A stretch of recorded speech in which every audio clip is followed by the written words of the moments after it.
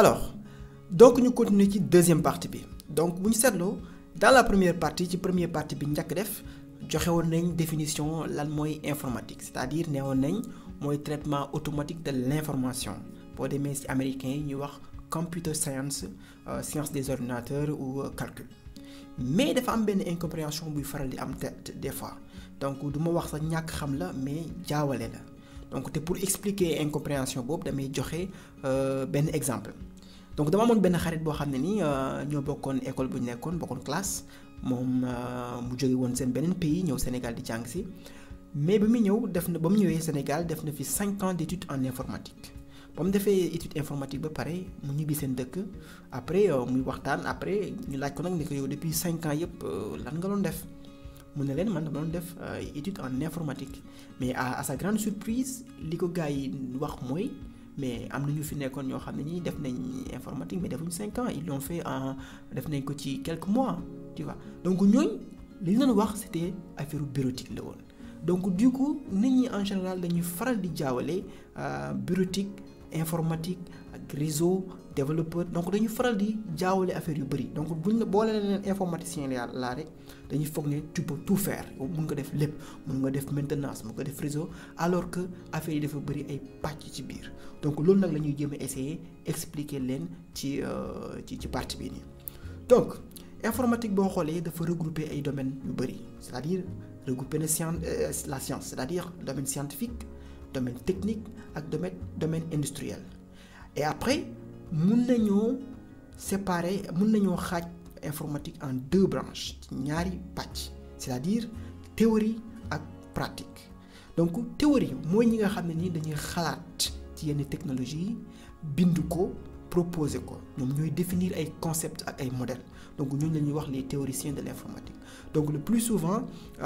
ils font de la recherche donc de passage maa ngi saluer sama benn sœur bu ñuy wax Aram donc elle est doctorante en intelligence artificielle donc ñoom ils écrivent des articles ils réfléchissent sur des sujets dañuy xalaat ci ay sujets pour génne des articles pour proposer des modèles pour faire avancer la science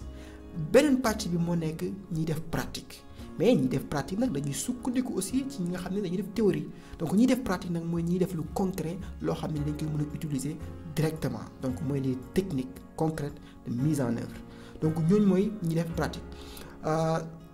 donc am na informatique boobu noonu nga xam ne dañ koy jàng école c'est-à-dire discipline la que ñuy jàngale à l'université ak informatique bi nga xam ne nii dañ koy appliquer à l'industrie dans l'industrie donc moo tax dañuy wax terme bii nii ñu naan technologie de l'information et de la communication donc boo déggee technologie de l'information et de la communication rek xamal ni c'est l'informatique appliquée à l'industrie donc pour créer ay affaires pour defar ay mbir donc du coup dafa regrouper nag connaissance scientifique électronique ak la télécommunication benn mot bu bees ñëw na c'est-à-dire la télécommunication alors lan moo nekk télécommunication donc télécommunication c'est la transmission à distance d'informations de données avec des moyens à base électronique donc bu ñu waxee transmission mooy jokkalante c'est-à-dire jokkalante ay matériel électronique yoo xam ne ni dañoo nekk à distance lan la ñuy jokkalante ay données ay informations mais informations yooyu dañ koy jokkalante à travers ay fils mun na nekk ay fils mun na nekk des lumières mun na nekk aussi mun na nekk ay wifi comme yu ngeen ko xamee et tout ça donc du coup bu ñu waxee transmission de données entre des appareils électroniques rek xel yépp dina dem ci wàllum sécurité donc mu ngi mel ni tey ma am samay bagages ñu war a jógee Dubaï suñu waree jógee Dubaï ñëw Sénégal bagages yooyu dañ koy sécuriser dañ koy def emballé def ko ba mu baax parce que fi mu war a jaaree war na jaar ci géej gi peut-être ci avion bi donc dañ koy emballé ba mu baax ba nga xam ne nii bu yegsi ci man dina nekk même objet bi du yàqu du am benn problème comme ni ma ko jëndee à distance donc c'est ça la sécurité aussi de l'information naka la ñuy def ba sécuriser information bi donc concept yëpp nag après dinañ ci ñëw yooyu noonu ay sécurité informatique ak télécommunication dinañ ci ñëw ci yeneen épisode yoo xam ne ni dinañ ci waxtaan plus largement mais on parle là aussi dinañ wax aussi ci mbirum lan mooy internet voilà on en profitera pour wax ci loolu yëpp alors donc li ñuy wax TIC moo nekk technologie de l'information et de la communication c'est-à-dire dafa regrouper connaissance scientifique électronique ak télécommunication. Alors nag dañoo war a utiliser les métiers du TIC pour ay domaines pour aider ay domaines mais domaines yooyu yan domaine la c'est-à-dire domaine de la santé, domaine de l'éducation, domaine de l'agriculture, domaine de l'élevage, la pêche, le transport, le commerce, il y en a beaucoup dafa bëri. Il y a l'art, la culture, le sport, l'armée, l'industrie. Donc yooyu yëpp mën nañ ci utiliser les métiers du TIC pour faire avancer ces domaines-là. Alors nag dinañ citer quelques domaines expliquer leen yan métiers yan branche de l'informatique la ñuy utiliser pour yooyu mais bon dafa bëri donc mënuñ citer lépp mais dama tànn yenn yi yoo xam ne nii yaakaar naa ne moo gën a am solo. Donc boo xoolee dans le domaine de la santé mën nañ utiliser li ñuy wax informatique médicale. Informatique médicale c'est quoi? C'est-à-dire c'est la manipulation des images médicales. Donc naka la ñuy xoolee image médicale c'est-à-dire bu ñu waxee image médicale mooy scanner yi échographie yi ak yu ñu mel c'est-à-dire naka lañ koy def de telle sorte que dañ koy mën a manipuler mën def ay diagnostic yu gën a efficace. Donc loolu mën na nekk l'informatique médicale. Il y a aussi li ñuy wax bioinformatique ay outils d'aide la pour la recherche biologique. Bu ñu waxee recherche biologique nag mooy recherche yi ñuy def ci les êtres vivants mën na nekk ay êtres vivants ay nit mën na nekk ay rab mën na nekk ay garab te boo xoolee aussi day daal aussi domaine pharmaceutique parce que boo xoolee garab yu bëri ñu ngi ko defaree ci ay garab ak ay garab ay fleurs ay genre demee noonu. Donc la bioinformatique aussi mën na participer ci domaine pharmaceutique bi. Il y a aussi l'agriculture et l'élevage. Bioinformatique aussi mën na ci participer c'est-à-dire croisement yi ñuy def par exemple pour génnee yeneen façon jiw yu bees wala jiw yoo xam ne ñoo gën a efficace donc mën na laal bioinformatique aussi pour dimbale l'élevage tu vois. Donc il y a aussi li ñuy wax robotique c'est quoi? Robotique comme ni ñu ko waxee en français c'est l'ensemble des techniques pour le pilotage des machines autonomes c'est-à-dire des robots. Naka la ñuy piloter ay machines yoo xam ne nii mën nañoo demal seen bopp c'est-à-dire dañuy créer ay machines yoo xam ne nii ils peuvent faire des tâches eux-mêmes mën nañoo def ñoom seen jëmmi bopp ay tâches. Donc comme exemple bu ñu bëggee utiliser robotique ci agriculture mën na nekk arrosage des champs c'est-à-dire nga war a arroser nga régler ko de telle sorte que pour telle heure jotee rek arrosage bi commencé am na ay robots yu koy def. Mën nañu wax aussi surveillance du bétail c'est-à-dire naka ngay def ba takkal sa bétail yi ay dispositifs yoo xam ne nii fu ñu mënti dem da nga leen géolocaliser di leen gis. Am na aussi accueil bureau c'est-à-dire tey am na ay robots yoo xam ne nii dañ leen teg ci bureau yi pour que ñuy accueillir yenn nit yi di leen orienter fii ngeen war a dem voilà tel bureau fan la nekk mën la ko indiquer et tout ça. Am na aussi lu ñuy wax domotique moom dafa différent ak robotique. Domotique dafa boolante électronique génie civil automatisme de l'information boolante aussi télécommunication et loolu yëpp c'est pour gérer ay tâches yoo xam ne dafa nekk ci biir kër gi wala ci entreprise bi wala ci hôtel bi. Mais yan tâche la c'est quel genre de tâche? Donc mën na nekk chauffage par exemple tàngaay bi ak seddaay bi naka lañ mën def ba réguler ko de telle sorte que dafay automatique. Mën na nekk ouverture des portes par exemple nga jub sa buntu mu ubbeeku tu vois te doo ko laal doo def dara. Mën na nekk aussi loolu yëpp ci domotique la bokk mën na nekk aussi économisation de l'énergie par exemple nga dugg sa néeg lampe bi tàkk mais boo génnee day fayal boppam. Donc il y a beaucoup am na aussi sécurité alarme tu vois commande à distance nga toog sa bureau mën a fay sa lampe kër yi mën a ubbi sa buntu kër yi pour am livraison booy jël et tout ça. Mën na nekk aussi dans les hôtels wala dans les lieux publics mooy voilà lieux publics fay lampe yi à distance caméra de surveillance yi ak genre yu demee noonu. Donc wax nañ bioinformatique wax nañ informatique médicale wax nañ bioinformatique wax nañ robotique wax nañ domotique. Am na aussi bureautique nag moom je pense que ñu bëri xam nañ ko moo nekk outil yi nga xam ne daf ñuy dimbali suñu travail au bureau tu vois c'est-à-dire pour bind ay textes éditer ay images ak genre yu demee noonu. Am na leneen lu ñuy wax aussi informatique de gestion utilisé dans tous les domaines. Informatique de gestion dañ ko utiliser domaine yëpp parce que informatique de gestion parce que c'est un ensemble de connaissances yoo xam ne nii ak ay outils informatiques pour gérer des grandes quantités de données pour nga mën a gérer ay données yu bëri c'est-à-dire mën a nekk ay liste des clients samay fournisseurs samay produits ak genre yu demee noonu. Donc loolu mooy informatisation et dañ koy utiliser ci fépp voilà ci pàcc yu bëri. Am na aussi lu ñuy wax informatique décisionnelle moom la ñuy abrégé BI informatique décisionnelle. Lan mooy informatique décisionnelle ay outils la ak ay méthodes yoo xam ne dañ koy utiliser pour collecter c'est-à-dire dajale ay informations yu bari ci entreprise bi pour lan pour aider dirigeants yi ñu am benn gis-gis bu yaatu ci entreprise bi ni muy doxee mais aussi données yooyu ñuy collecter mu mun leen aider mun leen dimbale pour seen prise de décision c'est-à-dire ñu mun a jël ay décisions anticiper même yenn problèmes yoo xam ne nii dafa war a am ci dafa mun na xew ci entreprise bi donc loolu mooy informatique décisionnelle. Il y a aussi quelque chose boo xam ne dafa nekk sax en vogue dafa xew c'est-à-dire l'intelligence artificielle. C'est quoi l'intelligence artificielle?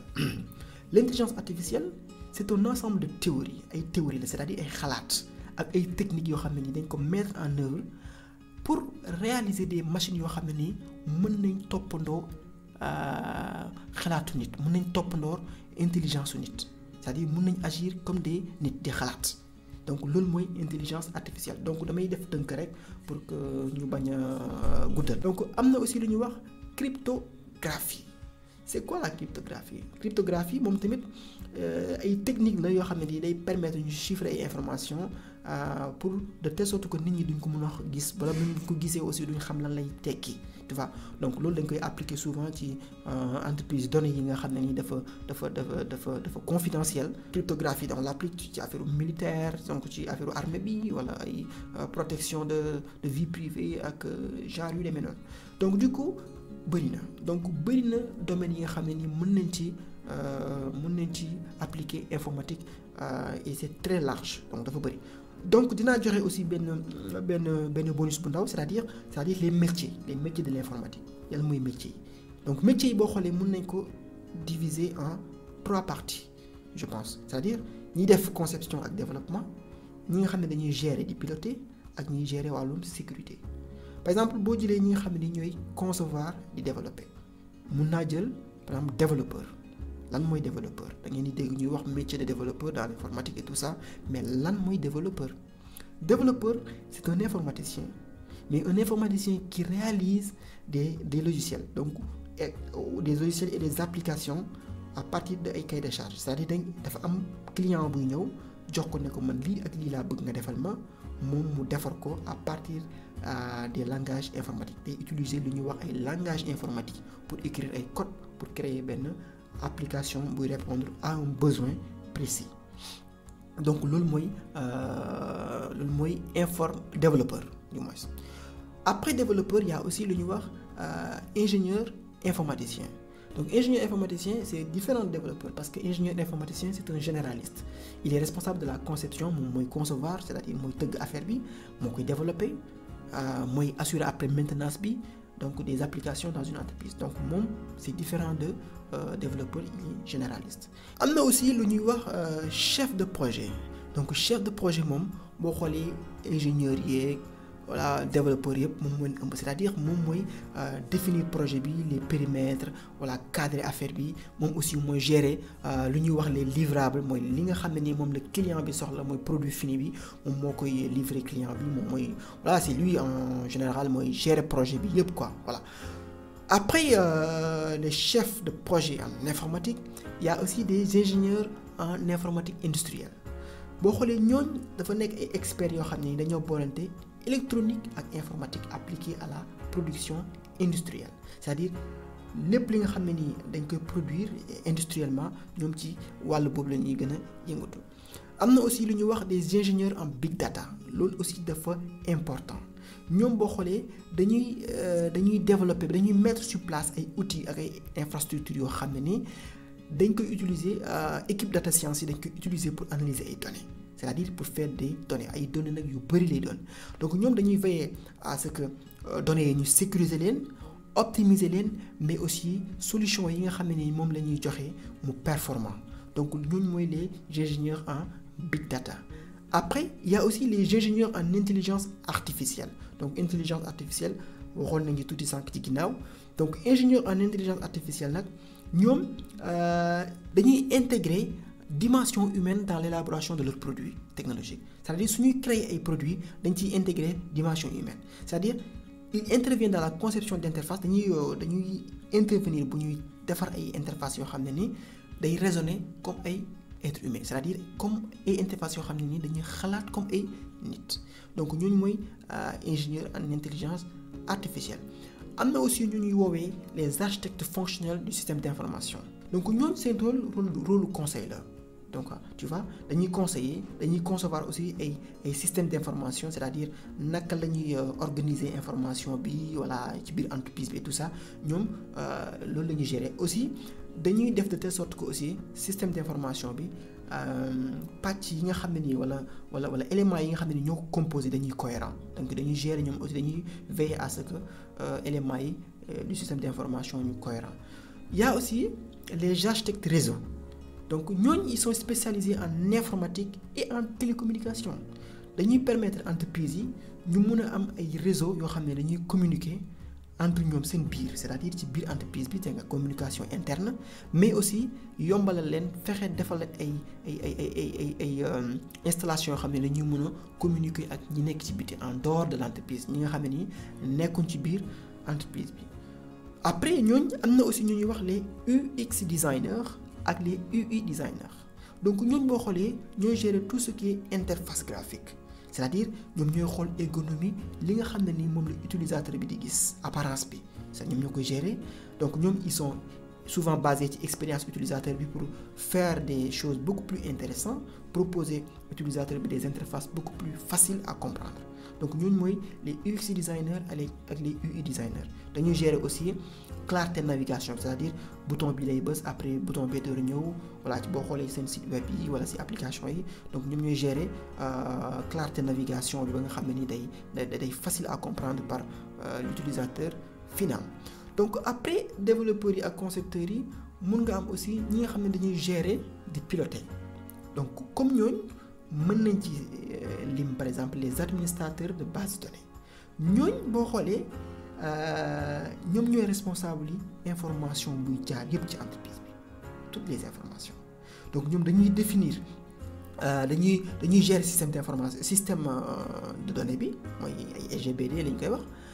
pour rendre ko accessible pour que ñëpp mun cee jot mais aussi information bu ñuy jot aussi mu utile dañ koy structurer ba nga xam ne ni tamit day utile c'est-à-dire ñoom ils gèrent tout ce qui est donné dans l'entreprise am na aussi lu ñuy wax des data analystes des data scientists donc beaucoup de termes y en a beaucoup des consultants IT boo xoolee consultants IT aussi c'est important c'est-à-dire ñoom ay conseillers leen dañuy ñëw accompagner salariés yi pour ñu mën a comprendre yenn technologies yu bees yi pour mën a gën a gaawal seen liggéey gën a performant ci li ñuy def donc ñooñu mooy nekk les consultants IT am na aussi di ngeen di dégg sûrement les chefs digital officiers ñoom boo xoolee ñooy occupé wu ci transformation digitale entreprise yi c'est-à-dire bu fekkee dafa am benn entreprise bu nekk nii tey entreprise bi ñoom dañ naan liggéeyee d'une manière archaïque c'est-à-dire loo xam ne dafay yàgg bu ñu bëggee nag yeesal seen liggéey avec xarala yu bees yi avec technologie yu bees yi donc loolu c'est le rôle des chefs digital officiers donc ñoom ñooy loolu mooy transformation ñoom ñooy gérer transformation digitale des entreprises y en a beaucoup bëri na donc bu ñu leen ko lim tey du jeex am na aussi des responsables télécom des responsables des opérations responsables de production am na aussi des responsables techniques tu vois am na aussi des scrum masters am na aussi des product owners des product managers donc y en a beaucoup donc métiers yi am autour de l'informatique dans les entreprises dafa bëri ok am na aussi ñi nga xam ne nii ñoom ñooy gérer tout ce qui est installation mais aussi assister les gens mun nañ ci citer les domoticiens donc domoticien métier la boo xam ne ni dafa laal ci affaire objet connecté ñoom dañuy installer di assurer maintenance su système informatique yi nga xam ne nii day rendre bâtiment yi intelligent bu ñu waxee bâtiment bu intelligent nag mooy bâtiment yi nga xam ne nii mooy comme li ñu waxoon sànq rek avec robot yi nga dugg sa kër lampe yu fay voilà y a plein de choses aussi ay gadgets yu bëri am na pour rendre les bâtiments intelligents donc loolu mooy les domoticiens am na aussi les techniciens d'assistance en informatique ñooñ boo xoolee dañuy assister ñi nekk ci biir entreprise bi bu fekkee dañoo am ay problème machine buy bëggee wala antivirus bu yàqu wala genre de mel donc ñoom ñooy les techniciens d'assistance en informatique après ñoom am na aussi lu ñuy wax des veilleurs technologiques c'est très important les veilleurs technologiques ñoom dañuy surveiller l'évolution des technologies utilisées dans l'entreprise c'est-à-dire bu fekkee entreprise bi mu ngi utiliser benn technologie ñoom à chaque fois dañuy xool est-ce que technologie boobu am na ay avancement est-ce que am na ay affaires yu ci génn bees tu vois après voilà ñu proposer ko wax ko pour que nit ñi xam ko bu fekkee dañuy changer su fekkee dañuy rester comme ça mais loolu mooy les veilleurs technologiques. Maintenant su ñëwee ci wàllu sécurité informatique am na des métiers yu bari mais dama ciy citer quelques. Par exemple, expert en sécurité informatique. Cette personne-là moom mooy garantir sécurité données yi sécurité et la disponibilité et l'intégrité du système d'information. Donc moom il est très important mooy garantir sécurité ak disponibilité et l'intégrité du système d'information. Donc da ko war a sécuriser aar ko fexe mu disponible ku ko bëgg jot ko ku bëgg jot ci information yi nekk ci système d'information bi jot ko mais aussi données yi nekk ci biir système d'information bi aussi mu aar leen. Donc grosso modo loolu mooy expert en sécurité informatique. Am na aussi lu ñuy wax l'analyste cybersécurité, c'est-à-dire moom day surveiller système d'information bi ndax am na ay affaires yu anormal wala déet wala am na ay activités malveillantes yu ci gars yi di def am na ay pirates yu dugg. Donc si c'est le cas mu proposer ay actions pour mën a contrer affaire yooyu noonu. Donc voilà loolu mooy l'analyste cybersécurité. Am na aussi lu ñuy wax le cryptologue boo xoolee waxoon nañ 5 affaires cryptologie. Donc mais cryptologue mooy nit ki nga xam ne nii métier la boo xam ne nii da ngay mettre sur place des codes complexes à partir d'algorithmes pour sécuriser ay données sensibles, c'est-à-dire ñoom dañuy utiliser ay codes yu complexes, c'est-à-dire pour nëbb yenn information yi ba nga xam ne nii boo ko gisee doo xam lan la. Donc nag ay algorithmes la ñuy utiliser ak ay calculs mathématiques, bon c'est très complexe la cryptographie. Donc ñooñu mooy les cryptologues.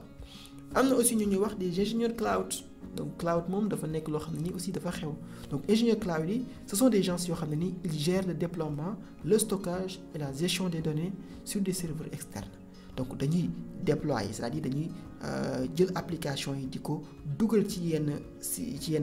serveurs yi nekk à distance di leen fa stocker mais aussi di gérer données yi ci ay serveurs yoo xam ne nekkuñ ci biir entreprise mais ils sont en dehors de l'entreprise. Donc loolu mooy les ingénieurs cloud. Il y a aussi les hackers éthiques. Je pense que sànq wax naa ko. Donc hackers éthiques yi mooy dañuy tester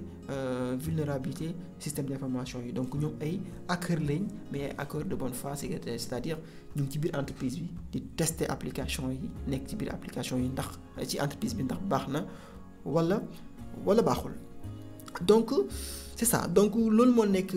métier yi nga xam ne nii grosso modo mën nañu ko expliquer. Donc il y a aussi les métiers de l'internet. Donc boo demee internet da nga gis aussi les métiers de l'internet. Il y a aussi les concepteurs web, c'est-à-dire les responsables e-commerce, les chefs de projet digital. Donc dafa xaw a nag niroo ak yi ñoon cité léegi mais am na tuuti différence des fois. Donc ci côté technique bi il y a les développeurs web, il y a les développeurs de base de données, il y a les consultants SaaS cloud computing, il y a les intégrateurs web, il y a les techniciens de la maison connectée mooy comme li ñu doon wax léegi les domoticiens. Il y a aussi les techniciens réseau et maintenance ci wàllum graphisme. Donc ñun ñëpp boo xoolee ci domaine bi lañ bokk ci domaine informatique bi lañ bokk ba léegi. Donc il y a les graphistes. Donc parmi les graphistes am na ay métiers graphistes web, des web designers, des illustrateurs 3D, am na aussi directeur artistique web. Donc pour les éditoriaux il y a aussi les webmasters. Mën nga am des webmasters ay métiers la, des content managers, des community managers, même des youtubeurs yi ngeen dégg nii ils font partie des éditoriaux. Donc ñun ñëpp ils font partie de la même famille. Il y a aussi les commerciaux, les web marketeurs, les traffic managers, les responsables emailing, les consultants web analytiques, les commerciaux télécom. Donc il y a beaucoup de métiers yoo xam ne nii mu ngi nekk ci biir informatique. Donc man li may def mooy essayer de vous donner benn vision globale. Après nag vous allez sur internet, vous allez dans les bibliothèques pour xool exactement pour gën a pousser seen recherche pour voilà am beaucoup plus d'informations. Mais man je donne les bases en wolof pour que ngeen mën a xam fan ngeen di orienté wu pour dem def seen recherche et tout ça. Donc du coup on s'approche de la fin et donc épisode bi mu ngi jeex. Donc dinañ defaat yeneen épisode yoo xam ne nii muy gën a intéressant dinañ dugg nag en profondeur ci yenn aspect technologique yi ci yenn concept yi ci yenn technologie yi ci yenn application yi ci wax naka lañ koy utiliser wax aussi expliquer maanaam daal concept de base yi ngeen mën ko comprendre en en wolof. Donc mun ngeen interagir avec ñun ci blog bi donc mmdiago.com. donc boo leen duggee foofu mun ngeen am plus d'informations ci activités yi may def mais aussi mun ngeen interagir avec man poser ma ay questions voilà boo xoolee ci description podcast bi lien site bi mu ngi foofu mmdiago.com. mais aussi dans les réseaux sociaux je suis partout mun ngeen voilà poser seen questions comme ça on va essayer de réfléchir ensemble sur plein de choses. donc du ñàkk aussi ci épisode yi di ñëw dinañu inviter ay nit donc ils vont discuter avec nous autour de la technologie ci thème yi ñuy def voilà donc c'est la fin de cet épisode. Je vous dis à la prochaine ci yeneen épisode ci yeneen thème. Alors on se quitte avec cette belle chanson de Baaba Maal. À la prochaine.